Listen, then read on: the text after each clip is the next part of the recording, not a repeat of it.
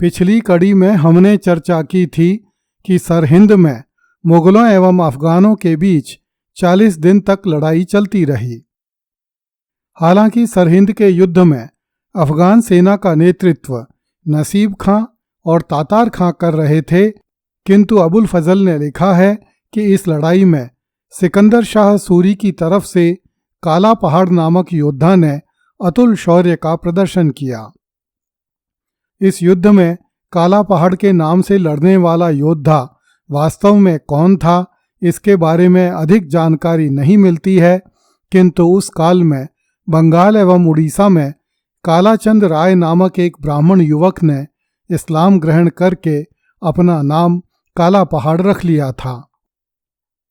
उसने पूर्वी भारत के बहुत सारे मंदिरों को क्षति पहुंचाई थी। काला पहाड़ अफगान सेना में उच्च पद पा गया था। संभवतः यही काला पहाड़ सरहिंद के युद्ध में मौजूद था और उसने अफगानों की तरफ से हुमायूं के विरुद्ध युद्ध लड़ा था। इस कारण हुमायूं के जनरलों को यह लड़ाई जीतने में 40 दिन लग गए। सरहिंद की लड़ाई के कई साल बाद ईस्वी 1583 में हुमायूं के पुत्र अकबर ने काला पहाड़ को एक युद्ध में मरवाया था। सरहिंद के युद्ध की समाप्ति के बाद हुमायूं के सेनापति शाह अबुल मुवाली तथा बैराम खां बेग में विजय के श्रेय को लेकर होड़ हो गई। दोनों ही शाही फरमान में इस विजय का श्रेय अपने नाम लिखवाना चाहते थे, किंतु हुमायूं ने उन दोनों को ही इस विजय का श्रेय न देकर अपने पुत्र अकबर को इस विजय का श्रेय दिया, जिससे यह होड़ समाप्त हो गई।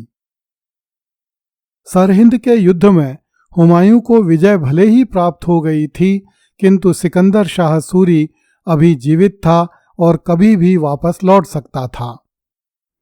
अतः हुमायूं ने अपनी एक सेना सरहिंद दुर्ग की रक्षा पर नियुक्त की तथा शेष संपूर्ण सेना एवं अपने अमीरों तथा बेगों के साथ समाना के लिए चल दिया। समाना पहुंचकर हुमायूं ने शाह अबुल मुवाली, मोहम्मद कुली खां, बिरलास इस्लाम बेग, दुलदाई तथा कुछ अन्य अमीरों को उनकी सेनाओं के साथ लाहौर भेज दिया। उन्हें आदेश दिया गया कि वे सिकंदर शाह सूरी की तरफ से सावधान रहें, वह कभी भी सरहिंद अथवा लाहौर पहुंचकर गड़बड़ी कर सकता है। हुमायूं ने शाह अबुल मुवाली की सेवाओं का सम्मान करते हुए उसे पंजाब का शासक बना दिया। इन दिनों बरसात जोरों से हो रही थी, इसलिए हुमायूं को समाना में एक दिन और विश्राम करना पड़ा। अगले दिन हुमायूं दिल्ली के लिए रवाना हुआ। 20 जुलाई 1555 को हुमायूं दिल्ली पहुंच गया। हुमायूं ने दिल्ली के उत्तरी भाग में यमुना जी के तट पर स्थित सलीमगढ़ दुर्ग में डेरा जमाया।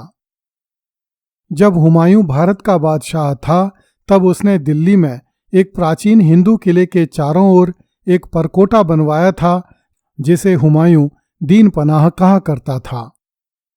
शेर शाह के पुत्र इस्लाम शाह अथवा सलीम शाह ने इसी दीन पनाह में कुछ निर्माण करवाए थे तथा इस दुर्ग का नाम सलीमगढ़ रखा था। जब हुमायूं दोबारा लौट कर आया तो उसने फिर से इसी दीन पनाह में डेरा जमाया। हुमायूं ने इस दीन पनाह के भीतर एक पुस्तकालय का भी निर्माण करवाया था, जिसका बाद में शेर शाह ने जीर्णोद्धार करके शेर मंडल नाम रखा था। हुमायूं इस पुस्तकालय से बहुत प्रेम करता था। इस पुस्तकालय के फिर से हाथ आ जाने से हुमायूं बड़ा प्रसन्न हुआ। आज भी इस पुस्तकालय को दिल्ली के पुराने किले में घुसते ही देखा जा सकता है और दूर से ही पहचाना जा सकता है।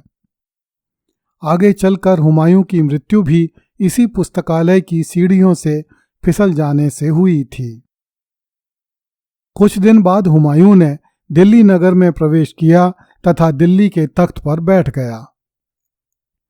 जिस दिन हुमायूं तख्तासीन हुआ, उसी दिन उसने अपने अधिकारियों में हिंदुस्तान के वे क्षेत्र वितरित किए जो अब तक हुमायूं द्वारा अपने अधीन कर लिए गए थे।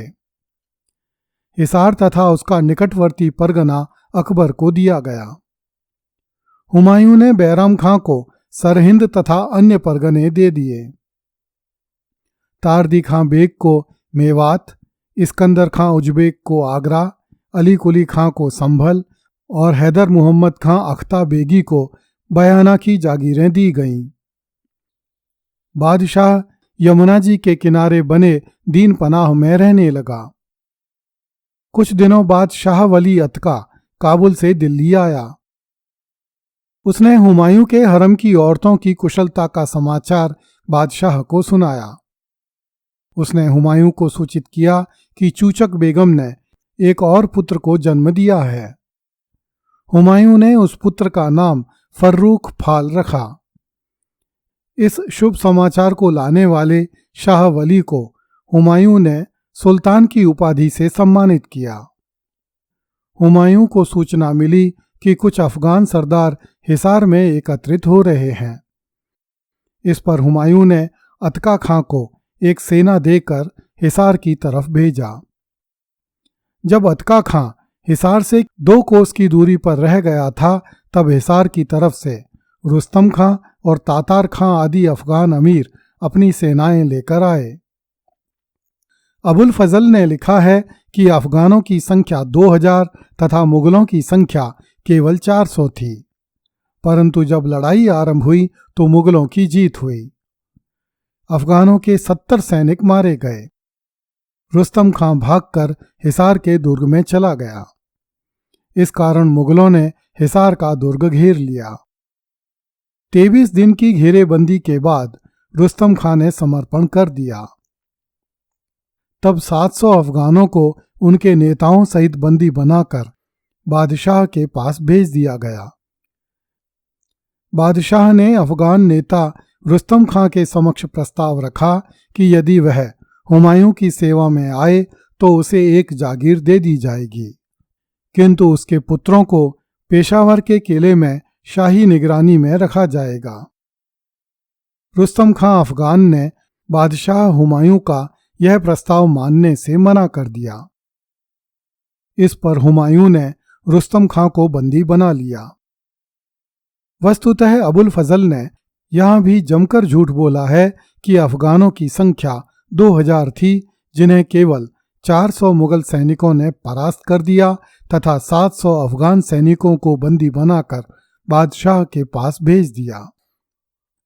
यह अनुमान लगाना कठिन नहीं है कि मुगल सैनिकों की संख्या अफगान सैनिकों की संख्या के आसपास अथवा उससे कहीं अधिक रही होगी।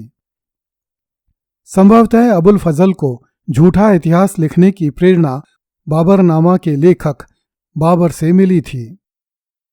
बाबर ने भी हर स्थान पर अपनी सेना की संख्या बहुत कम तथा शत्रु सेना की संख्या बहुत अधिक बताई है।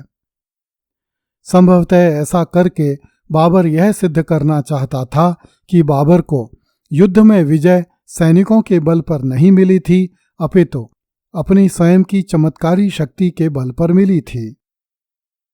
यही प्रवृत्ति अबुल फजल में भी प्रवेश कर गई थी, जो कि पूरे इतिहास लेखन के दौरान अन्य लेखकों में भी विद्यमान रही।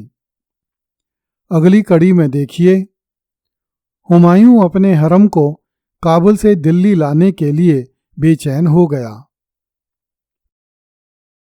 कृपया इस चैनल को लाइक, सब्सक्राइब एवं शेयर करें। धन्यवाद।